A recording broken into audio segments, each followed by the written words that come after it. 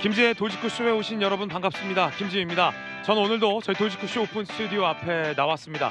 이재명 대통령이 받고 있는 재판 중에 대장동 재판도 사실상 중지가 됐습니다. 민주당이 재판 중지법을 통과시키기도 전에 법원들이 알아서 자기들의 재판을 멈추고 있는 형국입니다. 아직 대북송금 재판은 멈춰지지 않았습니다.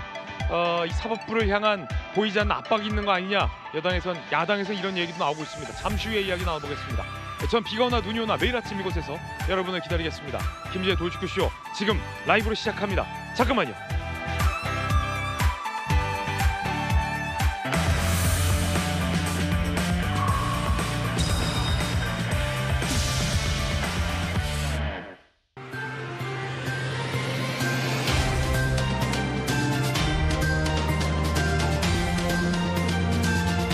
신문 읽어준 남자입니다.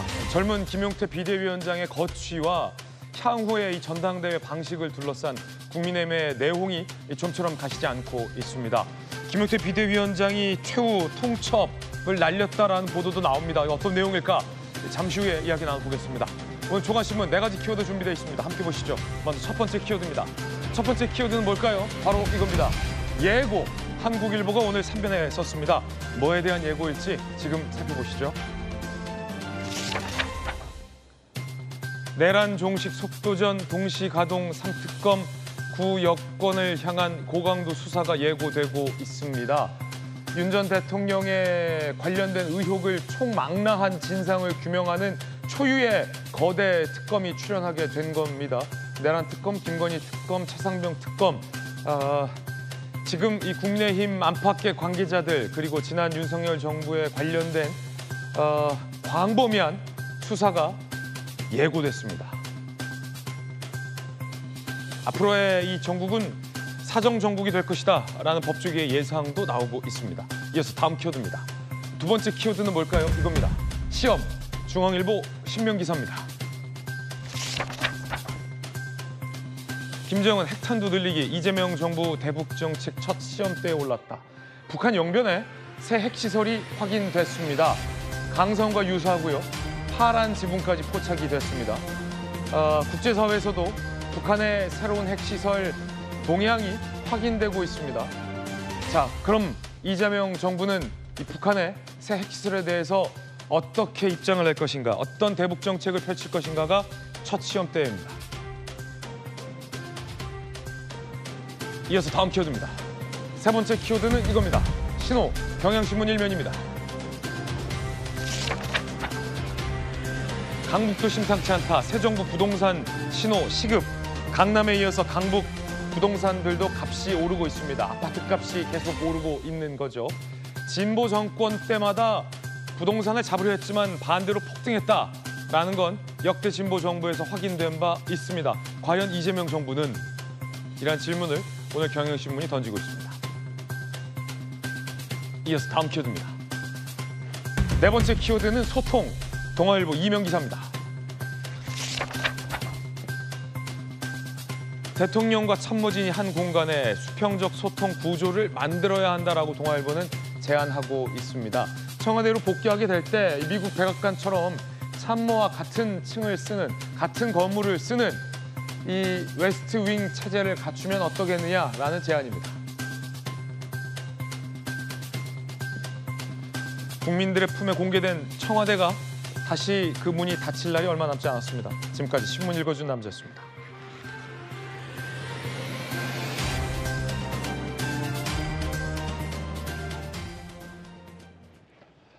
네, 오늘 함께 하신 분들 소개해드리겠습니다.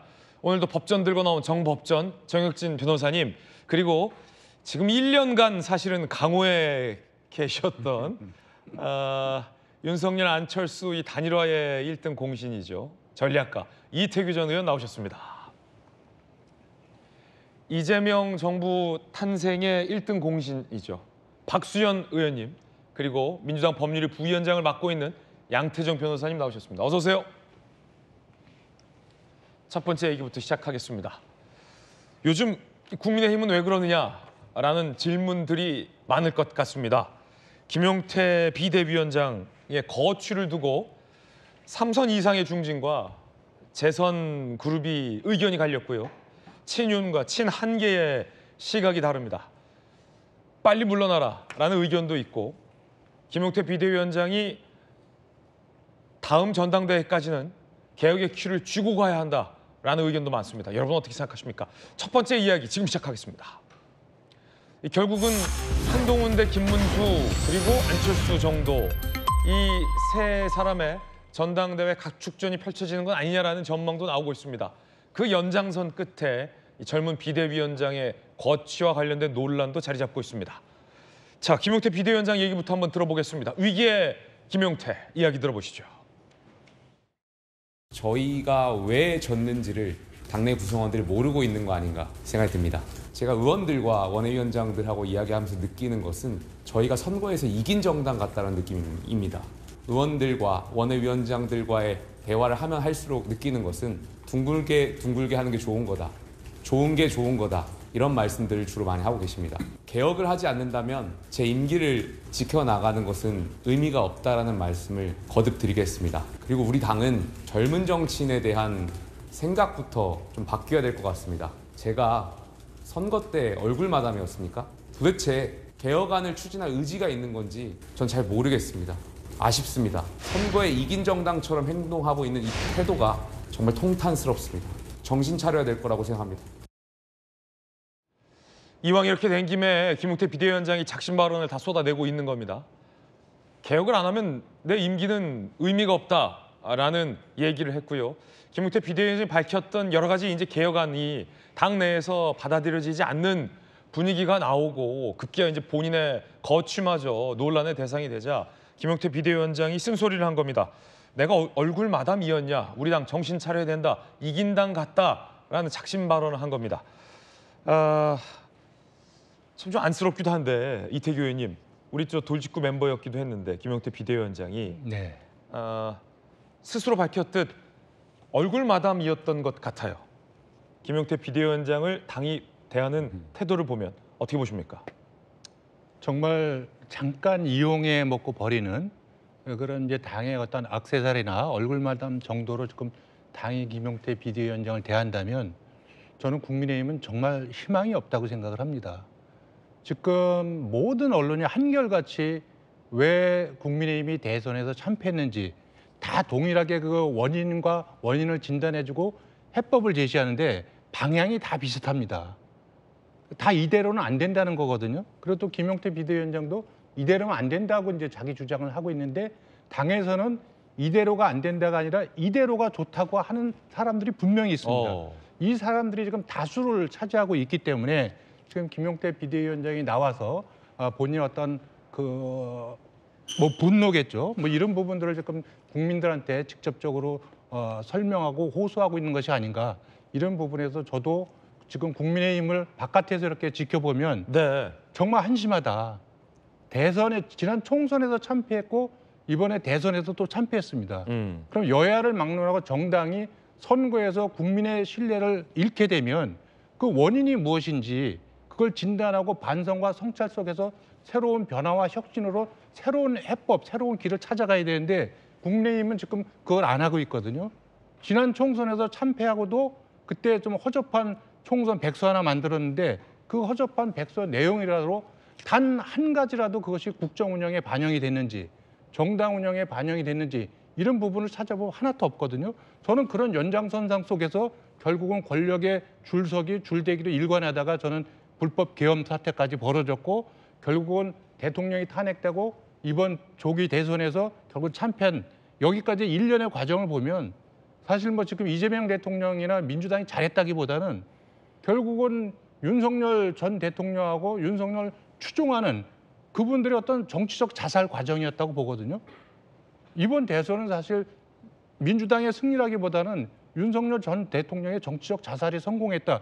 이렇게 좀 냉소적으로 표현하는 것이 저는 더 맞다고 봅니다. 그런 측면에서 지금 그거를 이제 고쳐보자고 반성과 성찰 속에서 고쳐보자고 지금 비대위원장이 이야기를 하면 그걸 도와줄 생각을 해야지 그걸 끌어내려고 그걸 막으려고 한다면 저는 이거는 국민이 봤을 적에 정말 국민의힘은 정말 구제불능일 수 있겠다.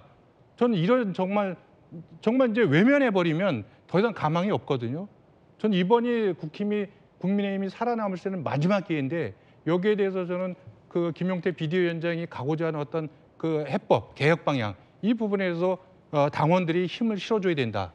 지지자들도 힘을 실어줘야 된다. 저는 개인적으로 그렇게 생각합니다. 네, 이태규 의원의 돌직구였습니다. 오랫동안 또 당의 핵심을 또 지키셨기 때문에 당에 대한 어떤 애정의 쓴소리를 강한 돌직구 의견을 담아서 말했군요. 김용태 비대위원장에게 당 내에서 이런 비난의 목소리도 있다고 합니다. 들어보시죠. 제가 개혁안을 말씀을 드렸는데 우리 당의 많은 의원들이 저에게 묻는 것이 배후가 누구냐라는 말입니다. 한동훈 전 대표하고 상의했냐? 김문수 후보의 의중이냐? 심지어는 더 나아가서 어떤 의원은 저한테 이준석 개혁신당의 후보의 지령을 받는 거 아니냐? 이런 말도 안 되는 말들을 하고 있습니다. 비대위원장의 개혁안을 가지고 어떠한 정치적 의도가 있는 것인지 해석만 한다면 전 그렇게 해석하는 의원들이 계신다면 당의 미래는 없다라고 생각합니다. 너 뒤에 누구 있어? 한동훈이야? 김문수야? 이준석이야? 라고 묻는 의견이 많다라는 건데, 자, 박수현 의원님, 예. 뭐 어떻게 보십니까? 지금 우리 이태규 전 의원님 말씀을 들으면서 느끼는 게 이런 게 느껴져요. 아, 역시 제가 오늘 이태규 의원님하고 토론을 거의 처음 해보는데 역시 명불허전이다 이런 생각이 드는데, 그러면서 이태규 의원님 말씀이 저희 당을 향해서 하시는 말씀은 아닐까 이렇게 또 방향이 들리기도 해요. 왜 그러냐면 제가 강조하지만 이번 대선에서 이재명 대통령과 민주당이 승리한 것이 아니라 국민의 선택을 받은 것뿐이다라고 제가 늘 그렇게 강조하지 않습니까? 입장은 같은 건데요. 국민의힘 입장을 보면 안타깝습니다. 그런데 이렇게 큰 선거에서 크게 진 이 정당의 모습은 어떻게 보면 자연스러울 거예요. 국민들도 시간을 드리고 지금 지켜보시는 중일 겁니다. 그러나 결과적으로 들성 부른 나무는 떡잎부터 알아본다는 말도 있지만 국민의힘이 반성하고 쇄신해서 다시 아주 건전한 보수 야당으로 설 수 있는가라고 하는 그 바람을 국민은 가지고 계실 텐데 지금 이런 모습을 보면 그런 어떤 떡잎이 안 보인다는 데 더 큰 문제가 있는 것이죠. 이 출발은 반성부터 시작해야 되는데 반성이 잘 안 보인다는 데 문제가 있는 것 같아요. 그러면서 예를 들어 비상계엄에 관한 건 잘못이라고 인정하지만 탄핵에 대한 찬반이 정확하게 아직도 정리가 안 된 듯한 이런 이런 분위기 속에서 뭘 쇄신하고 뭘 앞으로 가겠습니까? 그렇게 무거운 족쇄를 발에 달고 갈 수가 없지 않아요. 그래서 그 문제는 좀 잘 정리하고 새로운 출발을 하는 모습을 국민에게 또 국민의힘을 지지하는 국민들에게 희망을 줘야 되는데 지금은 그런 게 안 보이죠.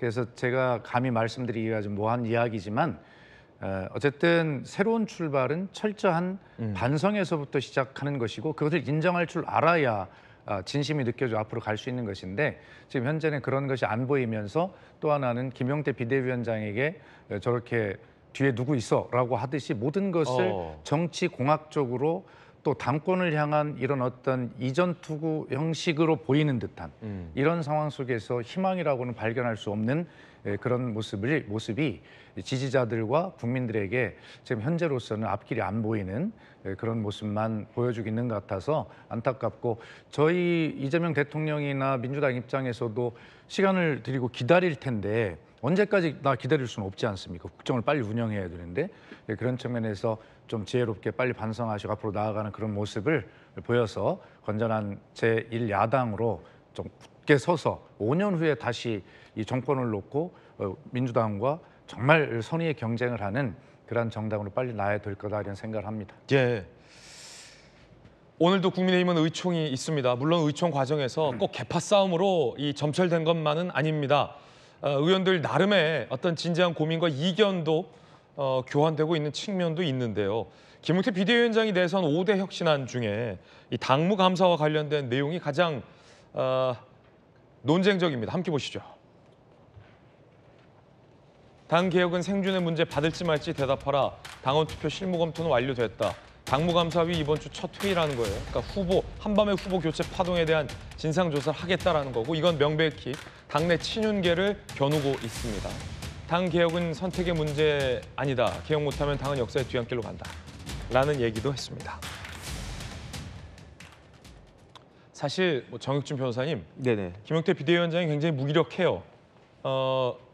비대위원장이 뭔가를 한다고 하면 당연히 힘을 실어줘야 되는데 힘을 실어주는 사람이 없다. 이태규 의원처럼 말씀하신 것처럼 그런 상황이고 애초에 김용태 비대위가 출범한 것도 사실은 그냥 김문수 후보 측이 지목을 한 거였잖아요. 그러니까 어떤 정치력을 발휘하거나 김용태 비대위원장이 어떤 당내에서 보여줬던 그런 정치 세력 이런 게 아니라 그냥 나이 어리고 쓴소리 잘하는 상징적인 의미로 내세웠기 때문에 굉장히 지금 무기력하지만 이런 생각을 해봐요. 지금 뭐 탄핵 반대 당론을 무효하겠다, 진상조사하겠다. 김용태 비대위원장이 내세우는 5대 혁신안을 한다 하더라도 당이 혁신하고 개혁하는 거 아니거든요. 이게 뭐 비대위원장이 핵심적인 거를 뭐 바꿀 수 있는 어떤 변화의 아이디어를 낸 것도 아니에요. 그냥 김용태 비대위원장이 이것부터 좀 바꿔야겠다라는 건데 근데 이마저도 못하면이라는 얘기가 좀 있는 것 같아요. 별건 아니지만 아니 이마저도 못하나? 라는 것 어떻게 보세요? 글쎄요. 국민의힘이 왜 패배했는지 저도 아는데 국민의힘에서 오랫동안 정치하셨던 중진 의원들이 모를 리가 있겠습니까? 그런데 그럼에도 불구하고 저런 이야기, 문제가 뭔지 아는데 거기에 대해서 해답도 아는데 그와 반대 방향으로 행동하는 그러한 모습을 보이는 것은 조금 전에 이태규 의원님 말씀하신 것처럼 국민의힘 패배보다도 더 중요한 각자 개개인의 이해관계가 있는 거 아닌가? 이거는 우리 국민들 다 아는 거거든요. 그다음에 조금 전에 그 김용태 비대위원장이 뭐라고 이야기했습니까? 내가 얼굴 마담이냐 이런 식으로 이야기했지만 또 뭐라고 김용태 그 비대위원장이 이야기했냐? 내 뒤에 누가 있느냐고 사람들이 물어본다는 거잖아요. 예. 사람들 뒤에 내 뒤에 누가 있는 사람이 그게 얼굴 마담 아니겠습니까? 그러니까 나 얼굴 마담 아니다라고 이야기하지만 사람들이 다 나를 얼굴 마담 정도로만 아바타로만 보고 있다라고 하는 것을 김용태 비대위원장도 알고 답답하다 그 이야기를 갖다가 하는 거고 그렇기 때문에 제가 봤을 때 지금 김용태 비대위원장한테는요 국민의힘이라고 하는 정당이 살아나려면 제1당으로서 제1야당으로서 어떤 역할을 하려면 아무리 김용태 비대위원장에 대해서 못마땅한 그런 측면이 있는 사람들이라고 하더라도 국민의힘은요 힘을 실어줘야 돼요. 당무감사 하겠다라고 하면 아 이거 지금 해야 되나 이런 생각이 들어도 하게끔 해줘야 되는 거 아닌가? 저는 그런 생각이 들고 그다음에 국민들은 지금 제일 앞에 그 국민의힘 앞에 나와 있는 사람이 김용태 비대위원장이니까 김용태 비대위원장 많이 이렇게 나오지 않습니까? 하지만은 우리 국민들은 누구를 보고 있느냐? 김용태 비대위원장 뒤에 진짜로 있는 이른바 그 중진들이라고 하는 사람들, 국민의힘을 지금까지 이끌어왔고 마치 자신들이 국민의힘의 주인이라고 생각하는 사람들이 어떤 식으로 행동하고 어떤 식으로 처신하고 어떤 식으로 결정하느냐 그걸 우리 국민들이 똑똑히 보고 있는 거고요. 그다음에 그 사람들이 어떻게 행동하는지에 따라서 국민의힘이 살아날 것인가 아니면 그야말로 폭망할 것인가 옛날에 나왔던 이야기 있지 않습니까? 패족이란 이야기 그거 그렇게 될 것인가 결정될 것이다. 좀 잘 좀 생각해 주셨으면 좋겠다는 생각이 듭니다. 사실 지금 국민의힘 당내에서 나오는 이 이견과 충돌은 김용태 비대위원장에 대한 비토가 아닙니다. 겉으로 보면 이 혁신안을 두고 치열한 이견이 있는 것처럼 보이지만 김용태 비대위원장 임기를 연장하든 말든 김용태 비대위원장이 밝히는 혁신안이 옳고 그른지는 사실 그렇게 중요한 문제는 아닙니다. 전당대회를 앞두고 이 당권을 누가 쥐느냐 그게 본질적인 문제입니다. 김용태 비대위원장의 뭐 거취는 사실 중요한 문제가 아니라는 거죠. 다시 말해서 한동훈 전 대표가 잡느냐 김문수 후보가 잡느냐 지금의 친윤계 주류 세력이 이 당권을 유지하느냐 이게 사실은 당내의 본질적인 문제라는 거죠. 김대식 의원이 이런 얘기했고요. 친한계의 윤희석 대변인은 또 이런 얘기했습니다. 들어보시죠. 계파별로 들어보시죠. 김문수 후보가 지금 전당대 나오면 당선이 됩니다. 왜 그러냐면은 바로 직전에서 이겼기 때문에 네. 그때 회단식 할 때 보니까 정치의 끈은 놓지 않았더라고. 김문수 전 후보가 국민의힘의 미래 역할을 좀 하고 싶어하는 한신 아닌가요? 저는 99.5% 당권 경쟁이 뛰어드실 거라고 봅니다. 당권 도전을 해서 뭔가를 하겠다는 것을 당원이나 또 여론조사에 참여하신 국민분들이 받아들일 것이냐. 받아들이면 받아들인 대로 가는 거고요. 어쨌든 나오시겠다고 하는 건 자유의지이기 때문에 존중을 해야죠. 계파별로 들어보셨습니다. 결국은 당내 주도권이에요.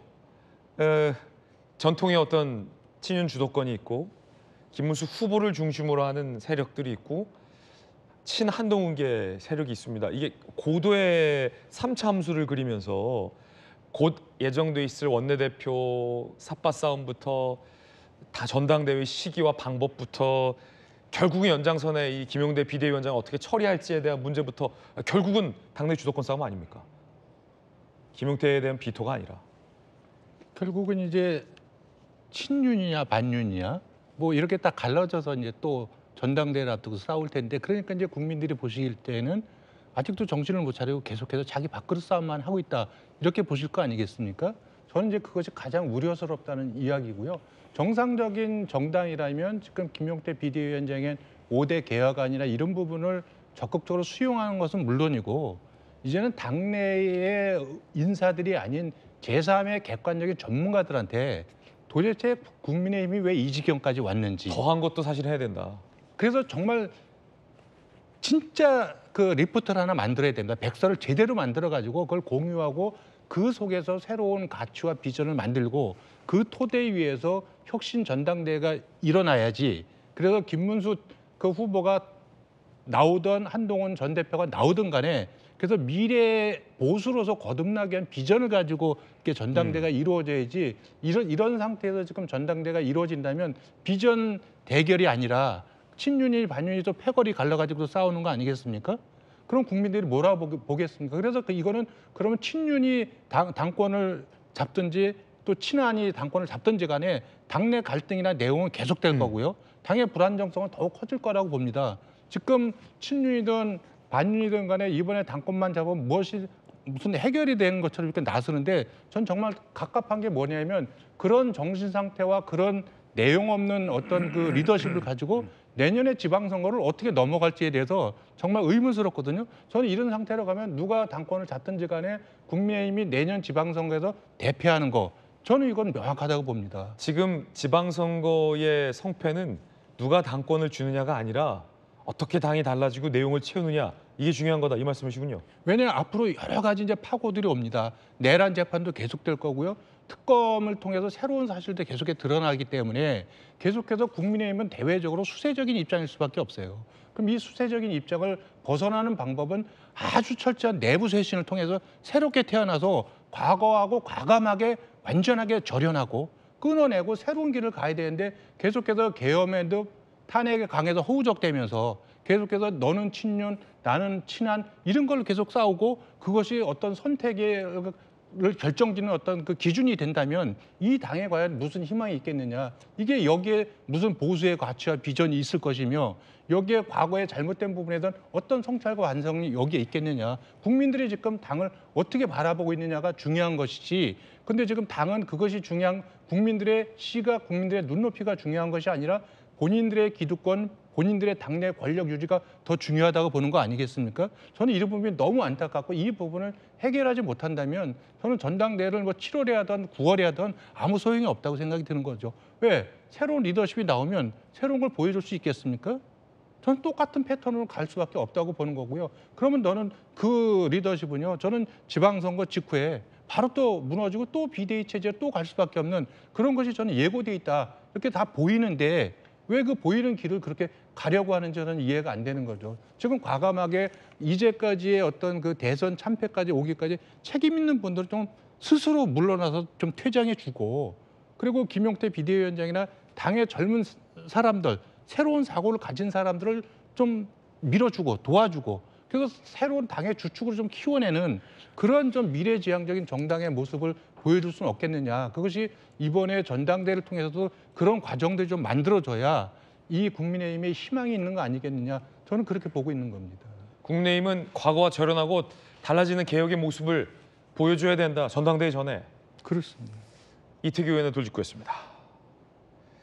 친한계 정성국 의원이 향후 전당대회 한동훈 전 대표의 어떤 출마 여부에 대해서 얘기했습니다. 들어보시죠.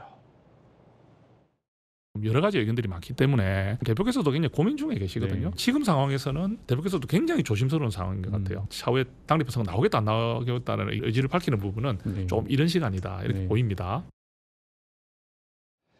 결국은 차기 전당대회는 김문수, 한동훈의 어떤 리턴 매치가 성사되는 건 아니냐라는 예상도 나오고 있습니다.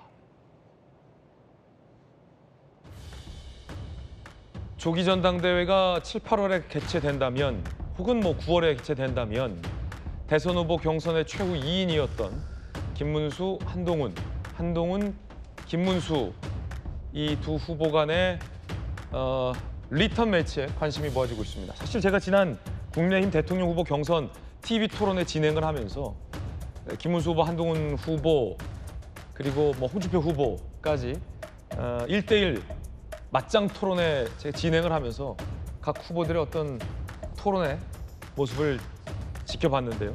토론 중간중간 뭐 개인적으로도 많은 이야기를 나눴는데 굉장히 치열해질 것 같아요. 이렇게 되면 양태균 변호사님, 김문수, 한동훈, 김문수 이렇게 되면 상당히 치열할 수밖에 없는 것이 김문수 후보 같은 경우는 뭐 나올지 안 나올지는 아직 모르겠습니다만 어쨌든 대선에서 41%를 얻었다라는 명분을 굉장히 내세울 것 같고요. 한동훈 후보 입장에서는 지난 대통령 경선에서 한덕수와의 단일화가 없었으면 내가 1등이었다라는 또 막강한 당원들의 어떤 지지를 받았던 경험이 있기 때문에 타월환을 하려 할 거고요. 굉장히 치열해질 것 같아요. 어떻게 보십니까? 예, 말씀대로 이번 전당대회 이제 김문수 후보와 이제 한동훈 전 대표 간의 그 대결은 정말 대선 후보 선출 그 이상으로 더 치열할 수밖에 없다고 그쵸. 생각합니다. 특히나 이제 근데 두 분의 제가 볼 때 가장 큰 차이는 결국 이제 윤석열 전 대통령에 대한 내란 세력과의 이제 단절, 그거에 대해 그리고 이제 이런 탄핵에 대한 그 얼만큼 사과를 하는 거에 대한 좀 진정성이나 그런 모습에서는 차이가 있기 때문에 사실 국민의힘이 이태규 전 의원님 말씀대로 새로운 정당으로, 새로운 보수 정당으로 거듭나려면 그러니까 지난날의 과오를 빨리 반성하고 그 윤석열 전 대통령과의 그 관계를 빨리 절연하는 그런 좀 뼈를 깐 것 같은 절치부심한 모습이 필요하거든요. 그래서 아마 이제 이태규 전 의원님 말씀대로 했으면 아마 이런 내란 사태까지는 오지 않았을 거라는 안타까움이 있고요. 그래서 아마 이번 전당대회에서 누가 당권을 잡고 누가 쇄신을 할 거라는 것은 그걸 국민의힘 당원분들께서 결정하시겠지만 결국 이제 그 과오라 개혁에 대한 의지나 그런 반성의 모습을 보여주는 쪽으로 더 막 표가 쏠리지 않을까 생각이 됩니다. 네. 자, 당권 도전을 염두에 둔 최근 행보로 풀이되는 모습들도 나오고 있습니다. 비교해 봤는데요. 함께 보시죠. 한동훈 전 대표 라이브 방송 재개 등 소통을 강화하고 있고요. 현안 관련된 SNS 입장을 적극 표명하고 있습니다. 김문수 전 장관은 운동으로 건강을 과시하고 있고요. 안철수 의원과 나경원 의원 등을 회동하고 있습니다. 자, 영상 하나씩 보시죠. 먼저 한동훈 전 대표입니다. 자, 이렇게 고양이를 안으면서 라이브 방송을 하는 모습도 보였고요. 여당, 그러니까 민주당을 향해서 강한 비판의 발언들을, 입장들을 공개하고 있습니다. 그리고 이 돌돌이로 얼굴에 붙은 고양이 털을 떼는 모습도 라방에서 공개한 바 있습니다. 지지자들 사이에서 굉장히 재밌고 신선하다라는 반응도 나왔다고 합니다. 돌돌이로 얼굴은 잘 안 떼잖아요. 근데 이제 고양이 키우는 분들은 고양이 털이 많이 빠지기 때문에 저건 진짜 진정성 있는 고양이 집사다라는 평가도 나오고 있다고 합니다. 자, 김문수 전 장관 같은 경우는 이렇게 턱걸이를 정말 고령에도 불구하고 잘한다 라는 평가도 나오고 있고 턱걸이도 턱걸이인데 사실은 그 뒤에 나온 영상이 더 놀라움을 주고 있다라는 반응도 나오고 있습니다. 이 턱걸이 봉보다 더 두꺼운 대형 훌라후프를 돌리는 모습. 사실 동네 약수터에서 저런 분들 꽤 있거든요. 고수들이 산스장이라고 하잖아요. 산스장. 우리 박수현 정무감각 높으신 박수현 의원님께서 보시기에는 두 분 다 전당대회에 나올 행보로 보이십니까? 예, 뭐 저는 그렇게 보고 있고 두 분뿐만이 아니라 이제 안철수 의원도 그래서 최소한 3파전이 될 가능성은 매우 높아 보이고 당연하게 보입니다. 네네. 그래서 저는 이제 3+알파로 보는데 엊그제 제가 그 김문수 후보님의 비서실장을 맡았던 김재환 전 최고위원과 한 방송에 나가서 제가 김문수 후보님의 당권 도전은 좀 멈추고 후배들에게 길을 열어주는 것이 일반적으로 언론적으로 옳다 그랬더니 발끈하시던데요. 김재원 비서실장이 발끈했군요. 나와야 되는데. 아니 나와야 된다라고는 안 했지만 왜 박수현 의원이 뭘 뿌리냐 이거군요. 고춧가루 뿌리냐 이거군요. 예, 그래요. 그래서 저 모습은 뭐 당연해 보이는 것이고요.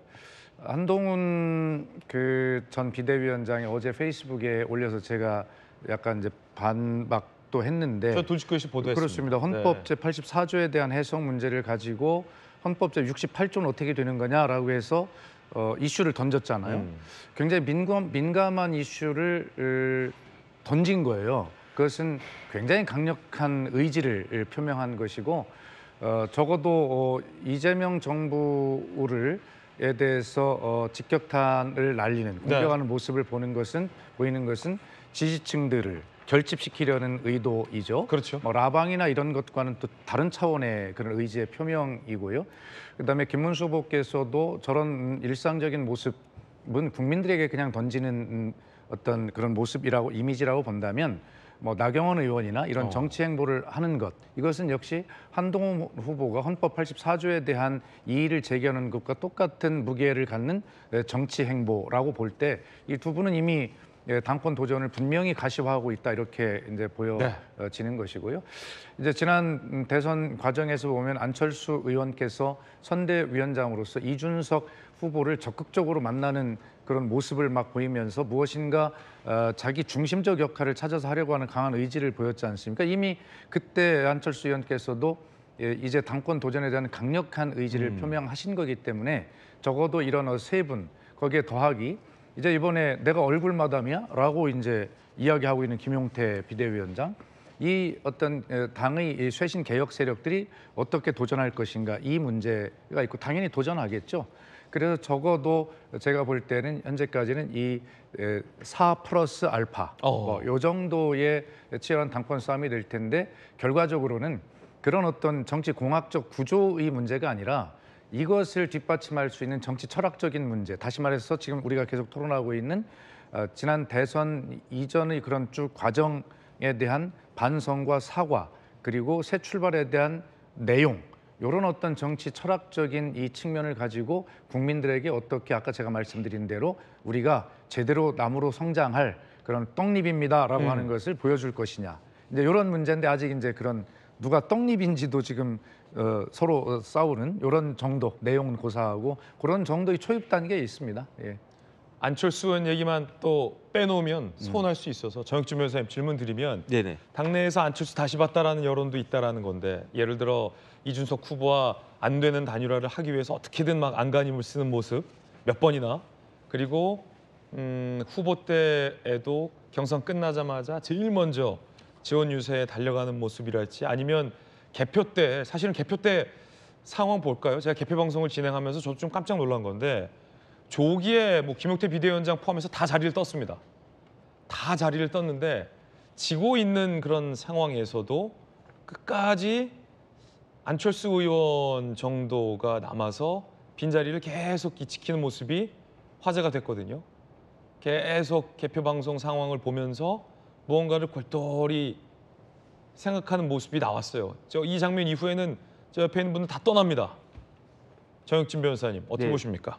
글쎄요, 저 굉장히 좀 뭐라 그럴까 그 안철수 의원답지 않은 모습이었다. 제가 알고 있었던 안철수 의원은 저런 모습의 의원이 아니었거든요. 네. 그랬는데 어떻게 저런 모습을 보여줄까?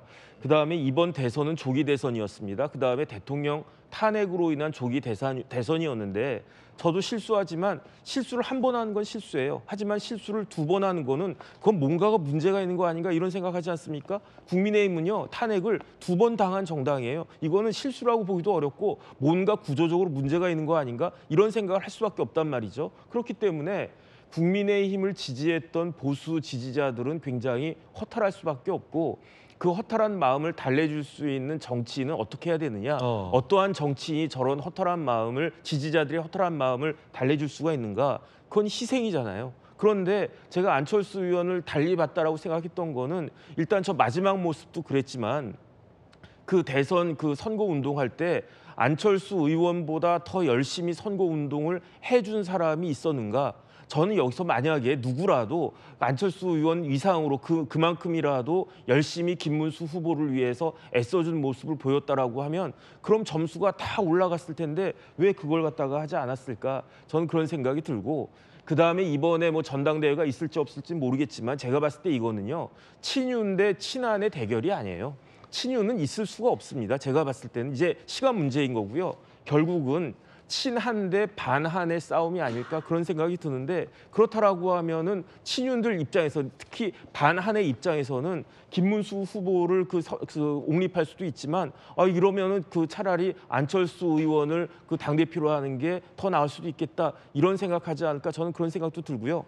그다음에 결정적으로 전당대회가 7월에 있을지 8월에 있을지 9월에 있을지 모르지만 핵심적인 변수는요 내부에 있지가 않아요. 핵심적인 변수는 외부 변수입니다. 그건 뭐냐면은 윤석열 전 대통령에 대한 수사, 특히 특검 수사인데 7월부터는 이제 무조건 시작될 거 아니겠습니까? 그 과정에서 어떤 일들이 벌어질 것인가 그게 가장 큰 변수가 되지 않을까 저는 그렇게 우려하고 있습니다. 네, 정치 고수들과 함께 정치권 소식 짚어봤습니다. 잠시 후에 이 재판 관련된 소식도 전해드리죠. 자, 뜨거운 소식 2가지 준비됐습니다. 함께 보시죠. 오늘 핫투입니다. 첫 번째 주인공은 손흥민 선수인데 손흥민 선수를 협박했던 이 일당들에 대한 일종의 어떤 경찰 수사가 마무리됐습니다. 알고 봤더니 수사 결과 이 여성이 동시에 만나고 있었던 사업가 남성이 있지 않습니까? 그 다른 남성도 똑같이 손흥민 선수처럼 당했다라는 게 경찰 수사로 드러났습니다. 함께 보시죠. 이 양모 씨, 손흥민을 협박한 사람이죠. 동시 교제 중 임신을 했고요. 임신했다며 금품을 요구했는데 손흥민 선수에게와 똑같이 저 사업가에게도 접근을 해서 이 협박을 했었던 사실이 경찰 수사 결과 확인이 됐습니다.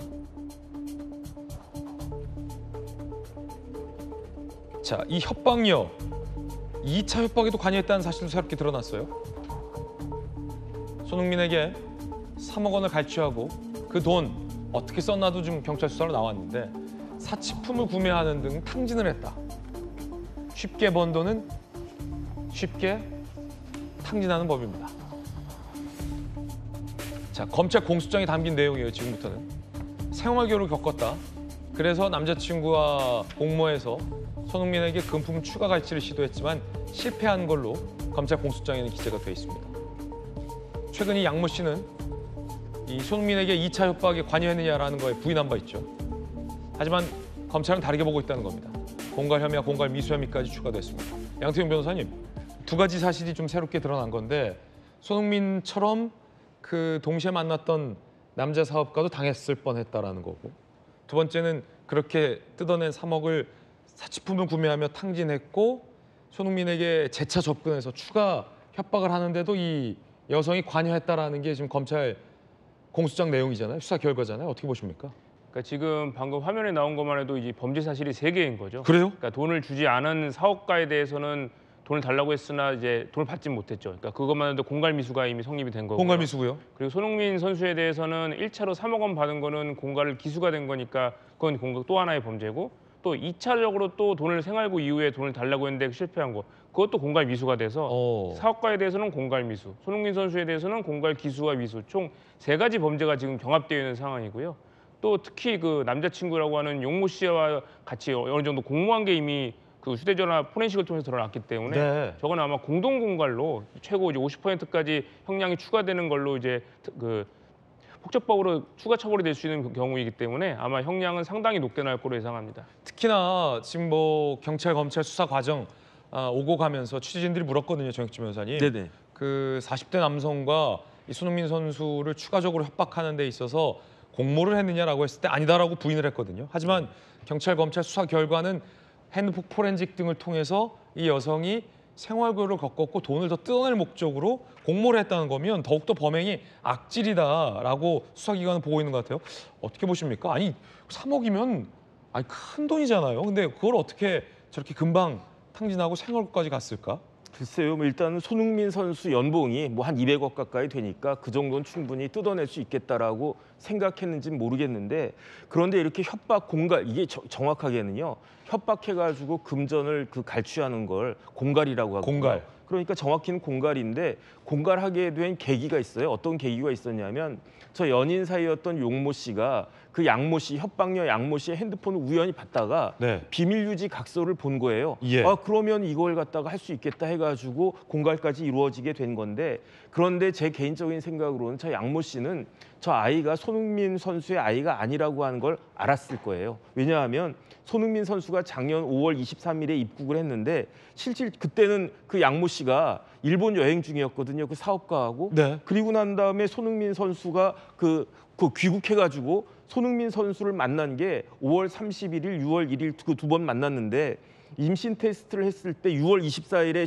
산부인과 가서 임신 테스트를 했을 때 그때 임신이 5주 내지 6주가 나왔었다고요. 그러니까 시기적으로 봤을 때 손흥민 선수 아이가 될 수 없다라고 하는 거를 양모 씨나 그 용모 씨가 다 알고 있었을 텐데 네. 그런데 둘 다에다가 사업가한테도 협박하고 손흥민 선수한테도 협박하고 이러한 모든 것들을 종합적으로 봤을 때 죄질은 아주 악하다, 불량한 걸 넘어서 가지고 굉장히 나쁘다. 그렇기 때문에 양 변호사님 말씀하신 것처럼 그 쉽지 않은 중형이 선고될 가능성이 높지 않을까 싶습니다. 그러니까 손흥민 선수의 아이가 아닌 걸 알면서도 이 접근을 해서 돈을 뜯어냈다라는 게 양형에 굉장히 중요한 이유가 된다. 여러 가지 거죠. 그 뭐 판사님이 결정할 문제이긴 하지만 제가 판사라고 하면 굉장히 괘씸하다고 생각하지 않을까 그런 생각이 듭니다. 예, 뭐 사실은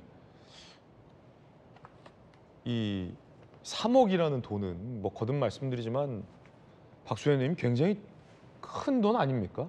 그럼요. 큰 돈이죠. 제 입장에 생각하면 뭐 평생 상상할 수 없는. 그럼요. 근데 그걸 저렇게 금방 탕진한다. 이것도 굉장히 아이러니합니다. 글쎄 이게 금품 만능주의 이런 것들이 이제 가져온 것들이 어떻게 보면 금품을 사실 경시할 수밖에 없는 이런 구조로 이제 가는 것인데요. 근데 저는 뭐 그런 것들을 떠나서 전에도 한번 이걸 가지고 이야기할 때 제가 참 이 사람이라고 하는 것이 어디까지 악할 수 있는가, 사람은 본질적으로 선한 것인가라고 하는 의문을 갖는다고 말씀을 이 드렸잖아요. 사건을 보면서 그런 이 철학적인 문제를 생각하셨군요. 그런 생각을 했는데 최근에 제가 우연히 그 축구를 2번을 봤어요. 네. 어제 밤에 그 쿠웨이트하고 네. 최종 예선을 하는 걸 봤는데 손흥민 선수가 후반전에 잠깐 나오더라고요. 그런데 그걸 보면서 이 생각을 떠올렸어요. 그렇죠. 아무래도. 그러면서 저는 사실은 감사하게 생각했어요. 손흥민 선수는 누가 봐도 우리 국가 대한민국의 중요한 자산 아닙니까? 진짜 그런데 저런 선수가 이런 일로 상처를 받아서 정말 경기를 뛸 수 없다거나 경기력에 영향을 받아서 이게 된다면 이게 얼마나 큰일일까 하는 그런 생각을 했는데 어제 굉장히 좀 다행이다 생각을 했고, 손흥민 선수가 이런 일을 겪는 와중에서 뭐 정확한 건 모르겠습니다만 유럽 무슨 축구에서 우승을 한 적이 있잖아요. 예, 맞습니다. 터지자마자. 그래서 그 우승의 기쁨을 막 만끽하면서 이런 어떤 사건으로부터 잠시 동안은 떨어져 있을 수 있는 이런 계기가 돼서 손흥민 선수 개인에게는 굉장히 좀 다행스럽다 이런 생각을 하면서 봤는데, 어쨌든 뭐 사람 사는 세상에 별일이 다 있겠습니다마는 진짜 이런 방송에서 언급하는 것이 좀 부끄러울 정도의 그런 수준의 이야기이고, 잘 정리가 되어서 손흥민 선수가 뭐 사람이 살다 보면 이런저런 경험도 하게 되고 실수도 하게 마련인데 본인의 어떤 축구를 통한 대한민국 국가의 봉사라고 하는 이런 기회가 좀 어긋나지 않도록 본인 관리를 좀 잘 하면서 그렇게 좀 갔으면 좋겠다라고 하는 손흥민 선수의 중심을 둔 그런 해설을 좀 하고 싶습니다. 예, 뭐 동감이 가는 말입니다. 저희 돌직구 쇼에 출연하고 있는 민주당의 김유정 전 의원이 이 공갈 사건을 이렇게 한마디로 요약한 바 있습니다. 전 근대적 사기가 아직도 있다니. 임신을 했다는 사실로 돈을 뜯어내려 하는 걸 전 근대적 사기라고 강하게 비판한 바 있습니다. 자, 뜨거운 소식 함께하고 있습니다. 두 번째 소식 만나보시죠. 강력 사건이 발생했습니다. 전 연인을 잔인하게 살해하는 사건이 발생했는데요. 살해 용의자인 남성이 이 전 연인, 즉 살해된 여인의 집에 침입하는 장면의 CCTV가 저희가 입수됐습니다. 함께 보시죠. 대구 달서구의 한 아파트인데 깜깜한 새벽, 자세히 보세요. 한 남성이 배관을 타고 기어 올라갑니다. 굉장히 끔찍한 장면인데요. 보이십니까? 15분 뒤 아파트 등이 차례로 켜지더니 출입구로 이 남성 유유히 빠져나옵니다. 이 남성입니다. 이 아파트 6층에 살던 50대 여성이 흉기에 찔려 심정지 상태로 발견됐습니다. 숨진 거죠. 경찰은 이 남성을 유력한 용의자로 보고 쫓고 있습니다. 자, 이웃 주민들의 진술과 증언도 저희가 확보했습니다. 들어보시죠. 자는데 가라앉는 소리가 나더라고. 뭐 가운데 크리씩 나는 수고 들리가지고 그때 내가 자다가 깨짝할게. 그때 벨벳을 타니까 피 비린내가 나더라고. 가스관을 타고 올라가서 전 연인을 잔인하게 살해한 겁니다. 사건의 전말 보시죠. 40대 용의자 B씨, 앞서 우리가 CCTV를 봤던 그 남성입니다. 가스 배관을 타고 올라가던 그 남성입니다. 가스관을 타고 A씨, 여성의 집을 몰래 침입했고 흉기로 범행을 저질렀습니다. 심정지 상태로 발견 이송 후 사망 판정을 받았습니다. 알고 봤더니 최근 구속영장이 기각됐어요, 법원에서. A씨를 찾아가 흉기로 위협했던 전력이 있습니다. 지난 4월에. 검찰은 스토킹 범죄 처벌 위반 등 혐의로 구속영장을 청구했는데 법원이요. 아니 수사에 잘 응하고 있지 않느냐라면서 영장을 기각한 겁니다. 결국 구속이 안 됐고 연인을 찾아가 살해하는 일까지 벌어진 겁니다. 급기야 주민들이 이들이 다투는 모습을 종종 목격했다는 거예요. 아파트 주민, A씨 몸에 상처, 부부싸움인가 생각했다. 이웃 주민이 막아서자 남성이 자리를 피했다. 종종 아파트 주차장에서 두 사람 말다툼에서 소란을 피운 적도 있었다라고 합니다. 이태규 의원님, 이런 것들이 좀 아쉬운데, 그러니까 법원이 모든 걸 다 예상하고 예언할 수는 없습니다만, 이른바 예고된 범행, 이 흔히 강력 사건을 분석할 때 이런 용어들 많이 쓰지 않습니까? 흉기를 들고 찾아가서 위협을 한 바도 있었고 검찰이 안 되겠다 싶어서 구속을 해야 한다라고 요청을 했고 이웃 주민들에게서 여러 가지 전조 증상이 나왔고 저 여성의 몸에서 상처까지 보였다라는 이웃 주민들의 증언도 있었는데 법원의 판단이 아쉬워요. 수사에 응하고 있지 않느냐, 기각. 어떻게 보십니까? 뭐 일단 법원 입장에서 우리가 이제 불구속 재판, 불구속 수사 이런 이제 원칙을 존중한다는 것은 저는 뭐 맞다고 보지만 그럼에도 불구하고 여러 가지 어떤 예측하기 어려운 범죄가 이렇게 예견되는 상황들이 있지 않습니까? 네네. 그럼에도 불구하고 우리가 법원이 어떤 그 구속영장을 그 발부하거나 기각할 때의 그 사유들이 있지 않습니까? 그럼 그러니까 범죄가 소명되거나 아니면 뭐 증거인멸의 도주의 우려가 없을 적에 이런 경우에 이제 영장 발부 여부를 판단하는데 이런 경우는 법원에서 너무 기계적으로 좀 잣대를 적용해서 판단하고 있는 것이 아닌가. 조금 더 그래서 이제 피의자 중심으로 이렇게 보는 것도 좋지만 이런 경우에는 피해 가능자, 피해가 발생할 수 있는 그 대상자 중심으로 조금 사고를 좀 전환할 필요가 있지 않겠는가. 왜냐하면 이제 남녀 관계나 스토킹 범죄 이런 거는 나중에 어떤 일이 어떻게 벌어질지 잘 모르잖아요. 네. 또 이제 감정적으로 격화됐을 적에 예측하기 어려운 범죄로 그런 치명적인 범죄로 이렇게 이어질 수 있기 때문에 저는 국민의 한 사람으로서 바람이 있다면 법원에서 판사들이 여러 가지 뭐 경무에 시달리고 힘들겠지만 조금 더 이런 이 특수한 상황, 특수한 범죄의 경우에는 피의자보다는 피해자 중심 사고를 해서 이런 사고를 막아줬으면 하는 그런 바람들을 일반 국민들 좀 갖고 계시지 않겠는가 그렇게 생각을 합니다. 예, 결국 이 법원의 판단을 두고 많은 국민들이 최근 갸우뚱 의아하다라는 반응들도 많이 나오고 있는데 이런 영장 기각 같은 아쉬운 판단들이 계속 국민들 사이에 누적이 돼가는 측면도 있는 것 같아요. 양팀 변호사는 어떻게 보십니까? 이 충분히 구속영장이 발부될 만한 사유다라는 게 법조계의 중론이던데 어떻게 보십니까? 저 지금 피의자가 지금 구속영장이 이제 청구됐다가 기각된 사건이 이제 스토킹 범죄 처벌법입니다. 네. 스토킹 처벌법이 다른 범죄와 다르게 위험한 거는 이 사건처럼 강력 범죄로 나아갈 수 있는 일종의 전조 증상을 보이기 때문인데요. 그렇기 때문에 사실 전 개인적으로는 이런 스토킹 처벌법 위반에 대해서는 좀 뭐 불구속 수사가 원칙이긴 하더라도 조금 구속을 좀 전향적으로 판단할 필요가 있다고 생각을 합니다.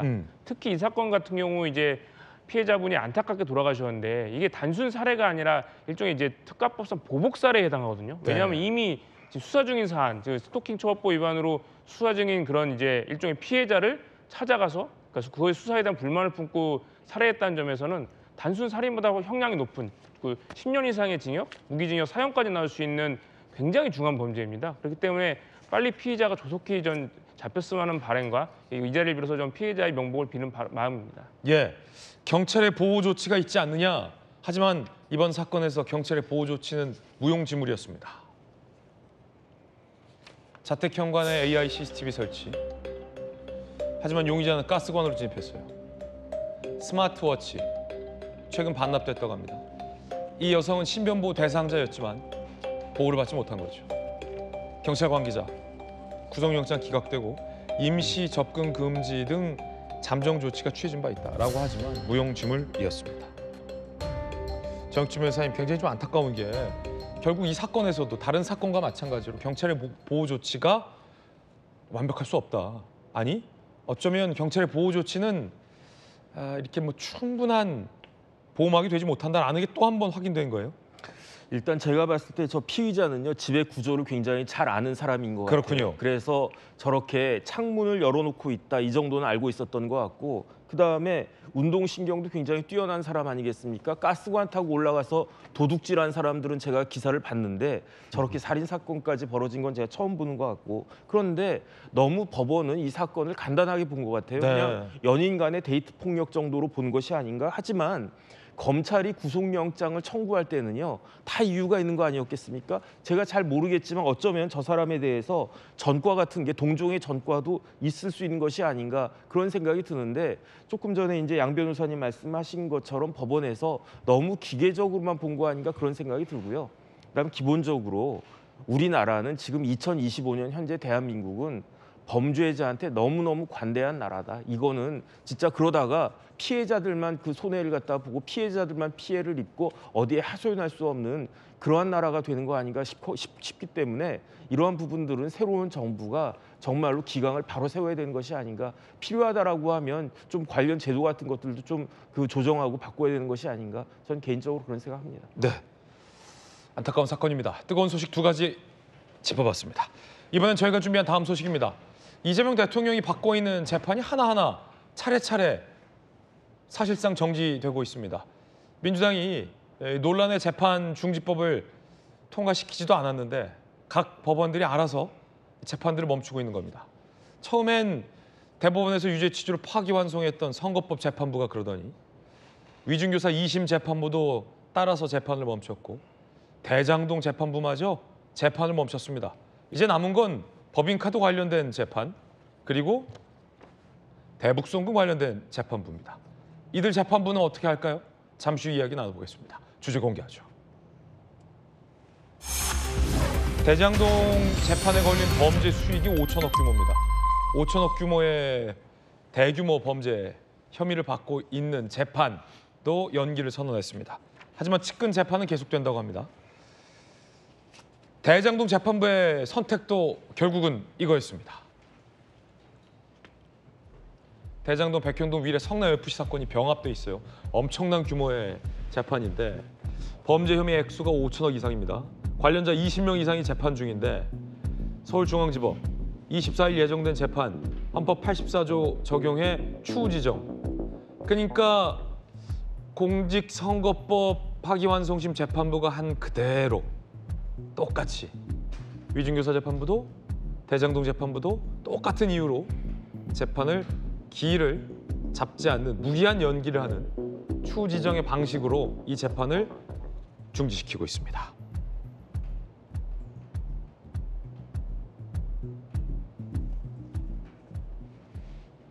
어떻게 보십니까? 이태규 의원님은 어떻게 보세요? 저건 이제 여야가 각각 정당의 입장, 첨예하게 입장이 달라지는 거지 않습니까? 그래서 헌법 84조에 있는 그 대통령의 그 불소추 특권의 범위를 어떻게 볼 것이냐, 이 부분에서 이제 첨예하게 차이가 있고, 그러니까 여야의 입장이 다르고, 그다음에 또 헌법에 그 소추의 범위가 어디까지인지에 대해서 명시적인 규정이 없습니다. 그리고 이 소추의 범위의 해석에 있어서도 제가 알기로는 법조계에서도 통일된 입장이 없습니다. 그러니까 이것을 지금 이 84조의 범위는 어디까지라고 하는 것을 권위 있게 해석할 수 있는 국가기관도 존재하지 않습니다. 이런 상황이라면 불가피하게 이것은 재판을 운영하는 주체인 법원의 판단에 맡기는 것이 현실적일 수밖에 없다. 저는 그렇게 보거든요. 아마 이 부분에서 저는 이제 뭐 국민의힘의 다수 의견하고 좀 다를 수 있지만 만약에 국민의힘도 만약에 이재명 대통령이 국민의힘 소속이었다면 지금 헌법 84조 해석을 또 180도 다르게 했을 거예요. 민주당도 다르게 했을 것이고 그만큼 이것이 이제 정치적으로 이렇게 판단하는 이런 부분이 있기 때문에 그렇다면 그런 정치적인 접근보다는 그냥 법원에 가서 맡겨두는 것이 좋겠다. 그것이 현실적이고 합리적일 수 있겠다. 저는 개인적으로 그렇게 보고 있습니다. 그래서 지금 내란 외환죄가 아닌 상태에서의 현직 대통령을 형사사건으로 법정에 계속 세우는 것이 과연 현실적으로 가능한가? 또 그것이 바람직한 것인가? 이 부분은 여야를 떠나서 우리가 한번 조용히 생각해 볼 필요가 있다고 저는 생각이 들거든요. 왜냐하면 84조의 그 취지 자체가 대통령 직무, 국정집행, 직무집행의 안정성, 국정원의 안정성 이 취지로 이것이 만들어진 것이라면 그리고 미국에서도 트럼프 대통령의 이제 기소를 특별검사가 취소했지 않습니까? 그래서 거기에 보니까 이제 두 가지 국가적 이익이 충돌한다고 이렇게 설명하고 있습니다. 하나는 이 대통령의 직무집행이 과도하게 방해돼서는 안 된다고 하는 이런 문제가 하나 있고 또 하나는 누구도 법 위에 설 수 없다는 이 두 가지가 상충되는데 그 상충되는 부분에서 대통령 직무집행의 안정성을 미국도 선택한 거로 보여지거든요. 그렇다면 아마 우리 법원도 지금 이제 그런 취지, 미국 걸 따라간 건 아니지만 84조의 그 취지를 그렇게 해석해서 적어도 재임 중에 형사사건 부분에서 재판은 진행하지 않는 것이 좋겠다. 왜냐하면 이 부분은 지금 법원이 공소를 기각한 것이 아니거든요. 그냥 그 재판기를 무기한 연기했을 뿐이죠. 그러니까 언제든지 임기가 끝나면 재판이 재개될 수 있다고 보는 거기 때문에 그래서 이것이 이재명 대통령의 사법 리스크가 완전히 없어졌다. 이거하고는 전혀 다른 문제입니다. 재임 중에 이 문제를 어떻게 할 것인가. 그런 부분에서 법원의 판단을 일단 좀 지켜보고 존중할 필요가 있지 않겠는가. 저는 개인적으로 그렇게 봅니다. 예, 정혁진 변호사님은 어떻게 보십니까? 글쎄요, 저는 지금 뭐 그 이태규 의원님이 정확한 말씀하셨다고 보고요. 그런데 중요한 건 뭐냐면 타당하고 부당한 거, 가능하고 불가능한 걸 떠나가지고 다른 건 몰라도 법적 해석은 정확해야 되는 거 아닌가? 저는 그 생각하고요. 네. 그다음에 헌법 84조 관련해가지고는 우리나라에 그 유권 해석이 있어요. 권위가 있는 해석이 있어요. 어디에 있느냐?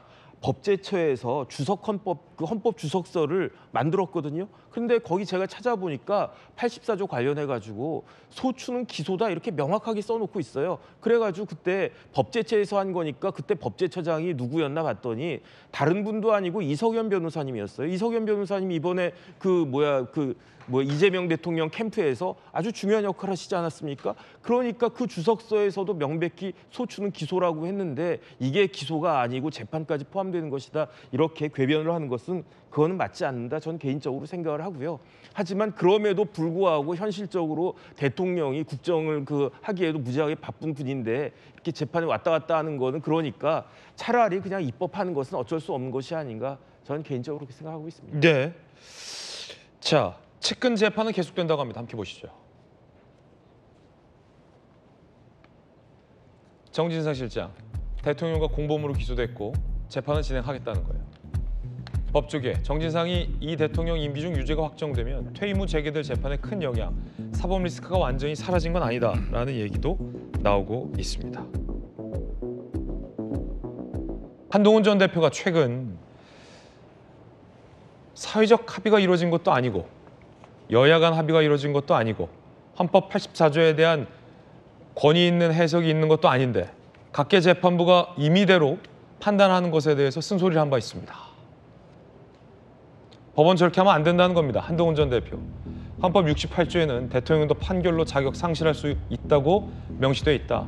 만약 헌법 84조가 현직 대통령에 대해서 재판을 멈춰야 한다는 뜻이라면 68조에는 왜 이런 말을 써놨겠냐 라고 한동훈 전 대표는 법원과 민주당을 비판했습니다.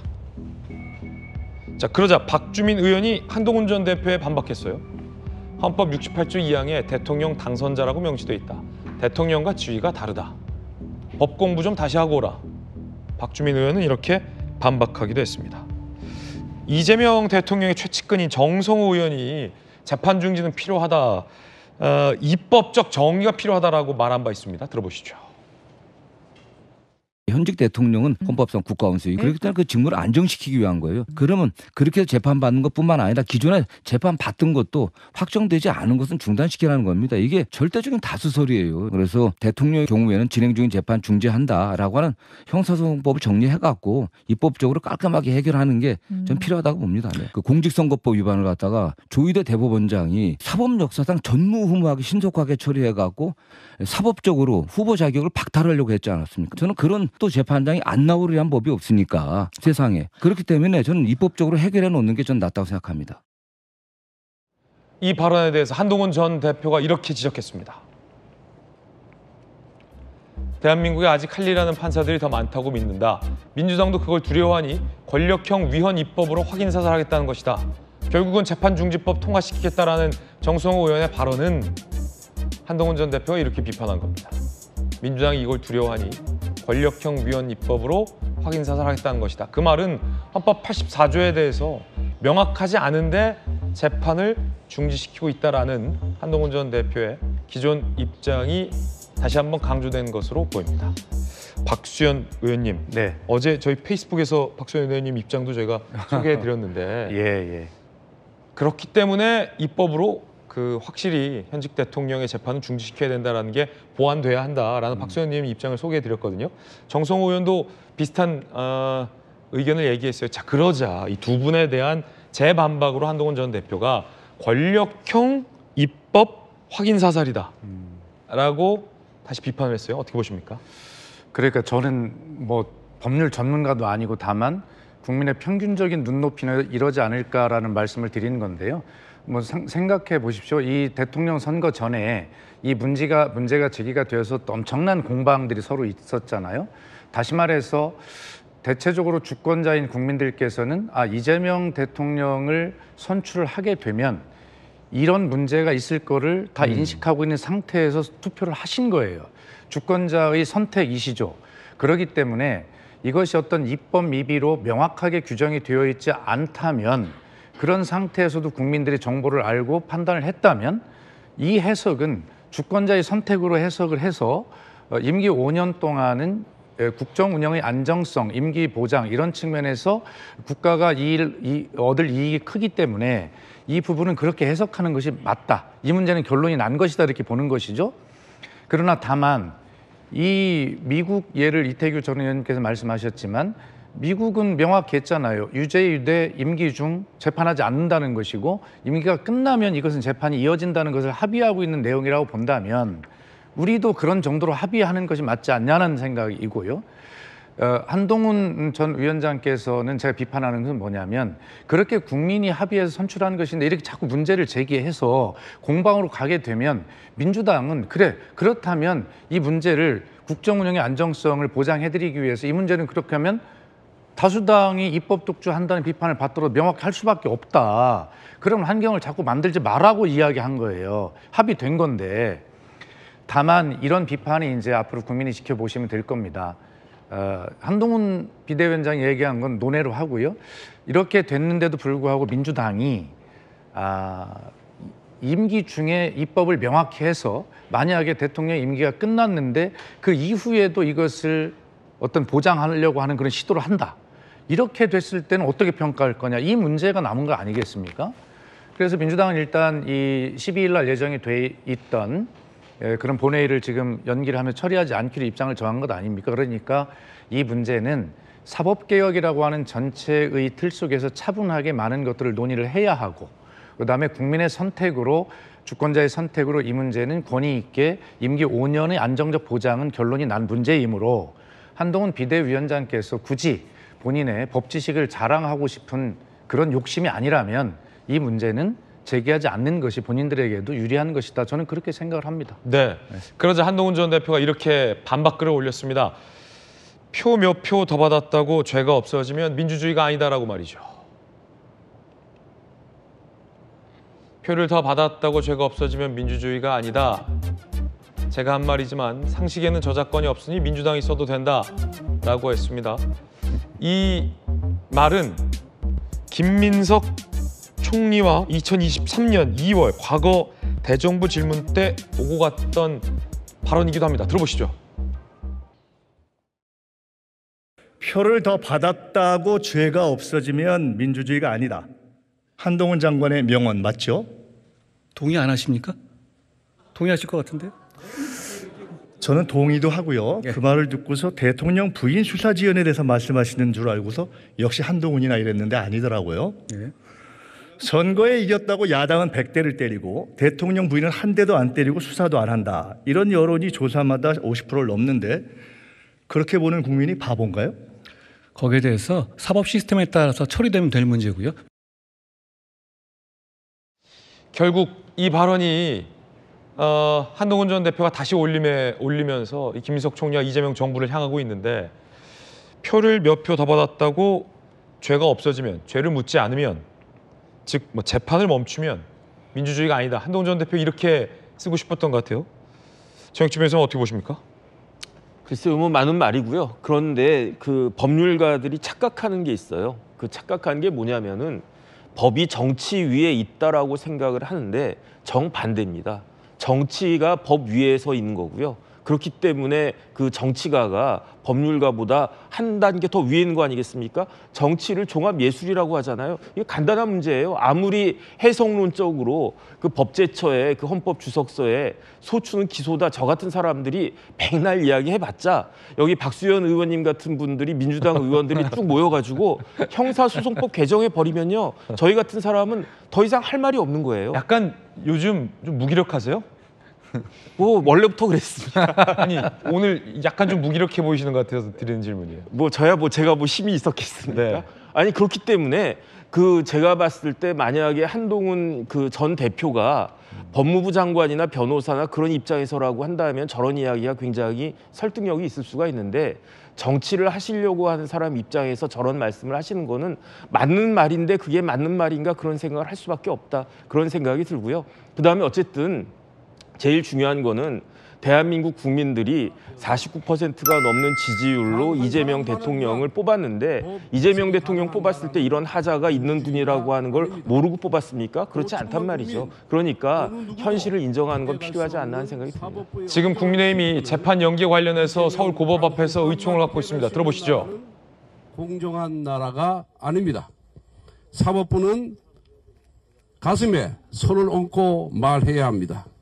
과연 대통령이라서 재판을 보류한 것입니까? 사법부는 대통령이 되었기 때문에 어쩔 수 없다고 말할 자격이 있습니까? 이재명 피고인에 대한 공직선거법 위반 사건 2022년 9월 8일에 기소되었습니다. 2023년 9월 말까지 재판이 마무리됐어야 합니다. 633 원칙에 따라 1년 안에 끝냈어야 할 재판을 2년 9개월이나 장장 끌었습니다. 대장동 위례 신도시 사건 2023년 3월 22일에 기소되었습니다. 장장 2년 3개월 동안 질질 끌었는데 아직도 1심 재판 선고를 하지 못하고 있습니다. 자, 지금 국민의힘이 법원에 항의를 하는 겁니다. 이렇게 각 재판부가 자의적 판단대로 대통령의 재판을 연기하는 것에 대한 강한 비판의 메시지를 내고 있고요. 대통령이라도 법 앞에 예외가 있어서 안 된다라는 비판의 발언을 권성동 원내대표가 하고 있습니다. 뒤에 김용태 비대위원장 모습 보이고요. 나경원 의원의 모습도 보입니다. 강하게 국민의힘이 현장 의총을 지금 법원 앞에서 항의성으로 갖고 있는 모습도 실시간으로 연결해 드렸습니다. 저 장면을 보면서 한 말씀 꼭 좀 드리고 싶은 거는 좀 설득력이 없어 보이는 게 저 지금 화면에 등장한 국회의원님들 중에 그 패스트트랙 재판 지금 6년째 1심 안 받고 계신 분도 계시잖아요. 그런데 대통령의 재판 연기와 그냥 국회의원에 불과한 본인들의 재판 연기가 어떤 게 국익에 더 중대합니까 지금? 설득력이 없어요. 그렇기 때문에 물론 제가 그걸 가지고 좀 반박을 하려고 하는 게 아니라 좀 이태규 전 의원님 좀 하신 말씀이 뭐라고 하셨냐면 정치를 안 하고 밖에서 들어보니까 정치인이 하는 소리는 국민들이 모두 소음처럼 여기시더라 말씀하시는데 뭐 저희도 저런 때가 있겠고 다 있습니다만 저런 설득력 없는 저런 말씀들이 민주당이든 국민의힘이든 모든 정치의 신뢰가 사실은 국민 앞에 떨어지는 문제 아니겠나 이런 생각이 들고 국민의힘이 지금 내부 문제를 가지고 뉴스를 장식하고 있다. 갑자기 저희가 저렇게 하니까 별로 그렇게 힘이 있어 보이진 않아요. 저런 네. 발언이. 또 뭐 패스트트랙 사건과 패스트트랙은 또 여야 의원들이 모두 다 연루가 된 거고 이 대북 송금은 다르니까요. 자, 주진우 의원이요. 이 조국 사면설을 거론하며 야합이 있었냐라고 목소리를 높였습니다. 조국 사면 여부가 이 정부 공정의 바로미터다. 정경심 더 일찍 다시 만날 조국을 SNS에 게시하며 선거 돕고 조국 혁신당 대선 후보를 아예 내지 않았다. 사면을 매개로 조국 혁신당과 야합했다면 후보자 매수가 아닌가라고 목소리를 높였습니다. 정경심 교수가 이런 그 사진을 올렸었죠. 곧 만날 조국, 새 정부 사면 복권 1호 되길이라는 댓글도 달렸고요. 더 일찍 다시 만날 조국. 1번 찍으면 조국을 다시 볼 수 있다. 요게 이제 이른바 조국 사면을 뭐 뒤에서 합의한 거 아니냐. 주진우 의원은 이렇게 추측했고요. 사면해 주기로 약속한 거 아니냐. 사면해 주는 건 아니냐. 양태균 변호사님 어떻게 보십니까? 뭐 그거를 꼭 뭐 사면에 대해서는 뭐 대통령의 고유 권한이기 때문에 그거는 이제 실제 이제 사면 심사나 이제 향후 절차에 따라서 진행될 문제라고 보고요. 아직 뭐 정해진 건 아무것도 없습니다. 근데 저걸 마치 뭐 후보자 매수죄라든가 저런 식의 뭐 이제 마치 무슨 뭐 선거 관련된 부정의 수단을 프레임으로 하는 거는 좀 과도한 정치적인 이제 그냥 네거티브 이제 프로파간다의 그냥 하나라고 보이고요. 뭐 이제 조국 전 이제 대표에 대해 사면 문제는 뭐 그거는 이제 뭐 결국 대통령과 이제 국민 여론 여러 가지를 종합해서 결정할 문제지. 저게 뭐 바로 사면이 된다거나 뭐 바로 사면을 어떻게 사면이 마치 선거와 관련됐다는 식의 저런 비판은 적절하지 않다고 생각을 합니다. 네. 사면 됩니까? 그건 이제 대통령께서 결정하실 문제죠. 아직 뭐 그런 얘기는 없었습니까? 당 안팎에서? 뭐 그건 이제 차차 아마 진행되는 상황이라든가 여러 가지 절차에 따라서 진행될 걸로 보입니다. 네. 제가 이제 현역 의원이기 때문에 양 변호사님 대신에 말씀드립니다. 네. 주진우 의원께서 본인께서 저를 상상으로 말씀하셨는지 이 사면설이라고 하는 게 사면의 주체는 결과적으로 대통령이 하실 텐데 네. 결과적으로 지금 앵커께서 설명하신 저런 어떤 정경심 교수가 올린 저런 SNS나 저런 것이 사면설의 근거는 아닐 거 아닙니까? 그런데 어떤 사면설을 이야기하면서 사면의 주체 쪽에서는 아무런 이야기가 없는데 저렇게 들고 나온 거죠. 예, 하여튼 너무 좀 빠르고 뜬금없는 논쟁의 제기고 어떤 정치 공세로 이것을 끌고 가기 위한 그런 것 아닌가? 어쨌든 뭐 저는 저런 이야기를 꿈에서도 들어본 적은 없습니다. 예. 꿈 잘 안 꾸시잖아요. 아니 저런 문제가 이제 현실적인 네. 문제로 대두는 될 거라는 건 생각을 하죠. 정치니까. 하지만 당내에서 어떤 논의는 없었다라는 말씀. 뭐 논의 정도가 아니라 네. 주변에서 전혀 들어본 바가 얘기도 없어요. 없었다. 그렇습니다. 알겠습니다. 자, 박성현 의원님 의견까지 전해드렸습니다. 이번엔 저희가 준비한 다음 이슈입니다. 미국 한번 가보시죠. 지금 미국 상황이 심상치가 않습니다. 체포대 고소 공방 속에 이 LA에서의 어떤 시위가 뉴욕과 시카고로 확산될 조짐마저 보이고 있습니다. 자, LA 현재 상황부터 좀 한번 보시죠. 자, 시위대가 폭죽을 쏘고 불꽃이 터지고 있습니다. 이게 신호탄일 걸까요? 격분한 시위대가 경찰을 향해서 불붙은 돌을 던지기도 합니다. 뉴욕 맨해튼에 있는 트럼프 타워 주변에서도 이 시위대가 경찰과 대치하던 중 최소 9명이 체포되는 등 시위가 지금 전역으로 번지고 있습니다.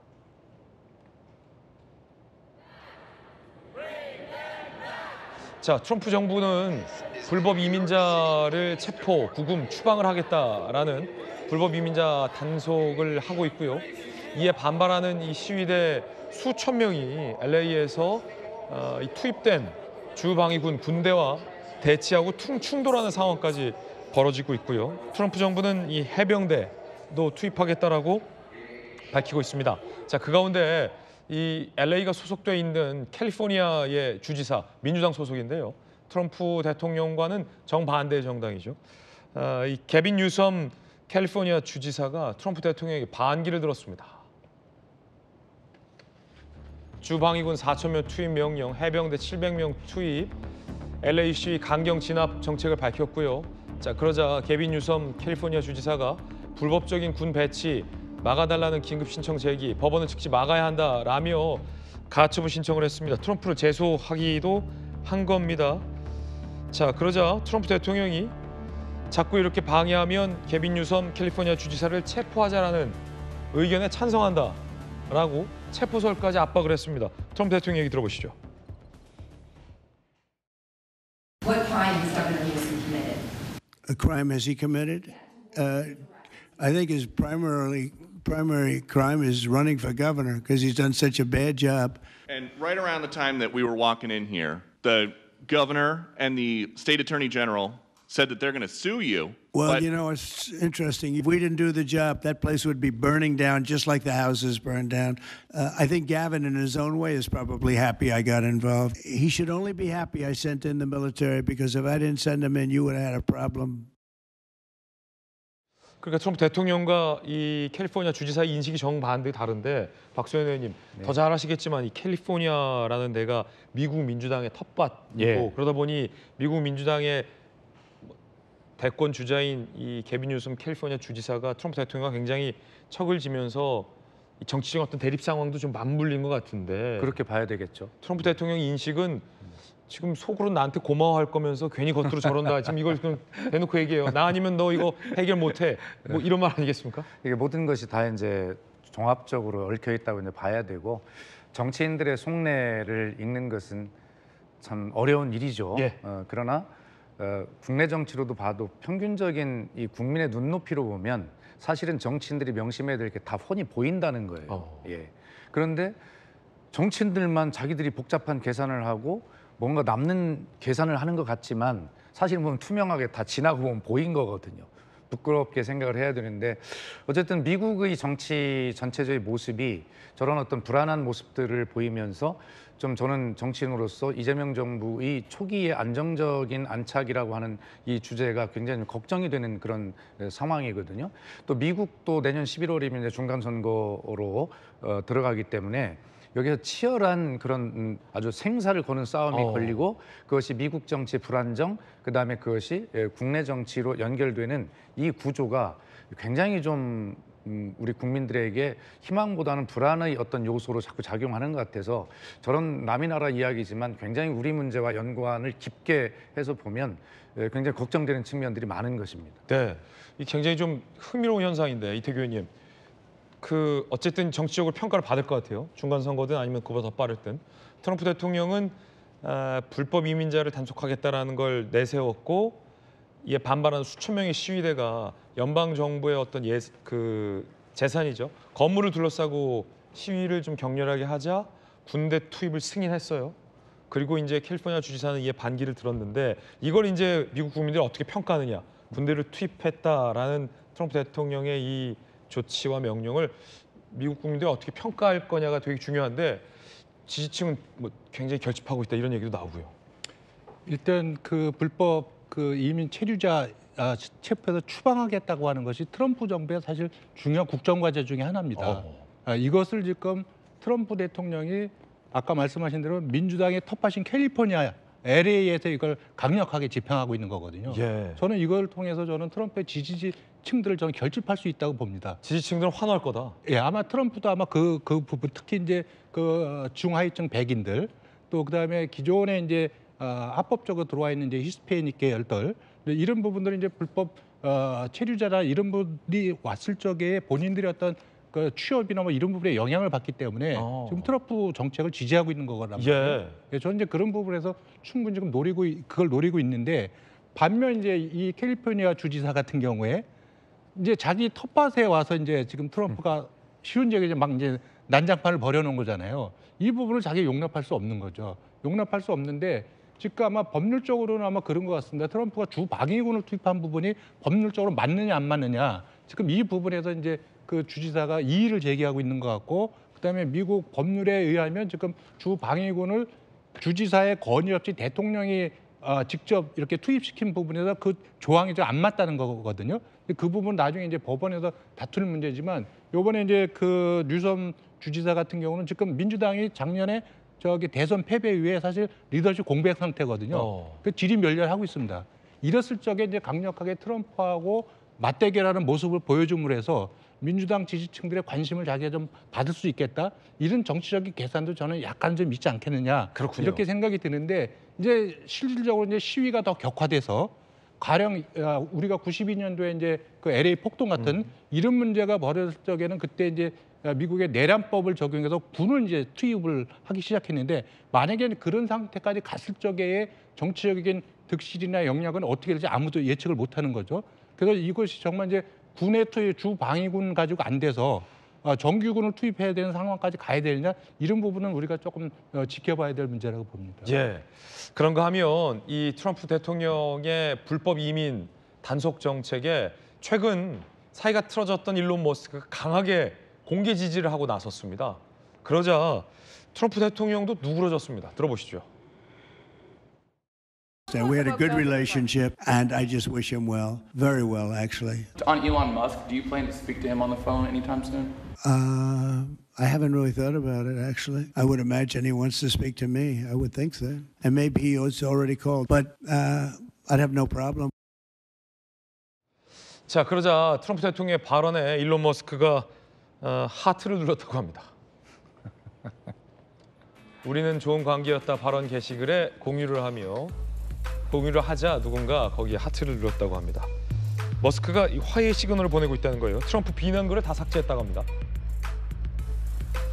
폭동과 폭력 용납 않을 것 성종 이모티콘과 함께 글을 공유하고 제이디 벤스의 트럼프 대통령의 글도 공유하며 트럼프의 이 강력한 이민 단속에 일론 머스크가 지지를 표하고 있습니다.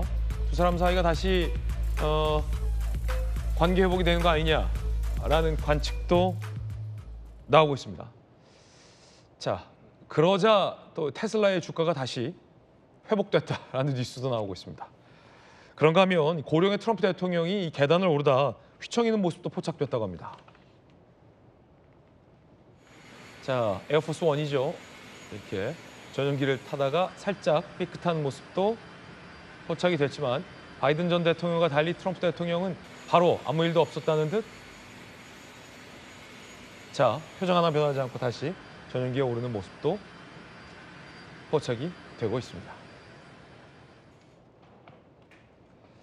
자, 미국 정치 상황도 워낙 급변하고 있기 때문에 전 세계적인 어떤 관심도 모아지는 것 같습니다. 저희 도직구뉴스 앞으로 미국 상황에 대해서 발빠르게 전해드리겠습니다. 저희들은 60초 광고 보고 돌아오겠습니다. 잠시 후에 뵙겠습니다. 오늘 저희가 준비한 소식 모두 다 전해드렸습니다. 잠시 후 아래 주소에서 김진의 더 라방 시작합니다. 최고의 전문가들과 함께 못다한 이야기 풀어가겠습니다. 저희들은 잠시 후에 뵙겠습니다. 오늘 하루는 분명 어제보다 나을 겁니다. 좋은 하루 되십시오. 고맙습니다.